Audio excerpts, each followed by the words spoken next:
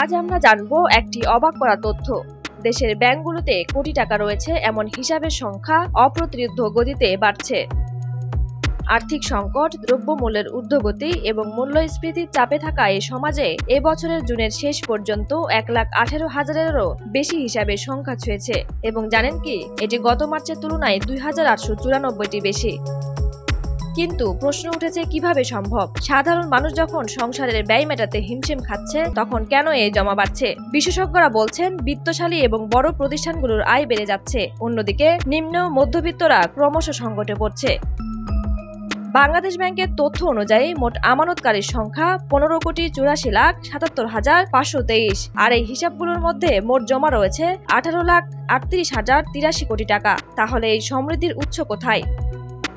এমনকি একটি ব্যাংক হিসাব মানে কোটিপতি ব্যক্তির হিসাব নয়, কারণ বিভিন্ন প্রতিষ্ঠানও কোটি টাকার বেশি অর্থ জমা রেখেছে। এদিকে স্বাধীনতার পর থেকে কোটিপতি হিসাবধারীর সংখ্যা কিভাবে বেড়ে চলেছে। 1972 সালে ছিল মাত্র 5 জন, যা এখন 1,18,000-এরও বেশি।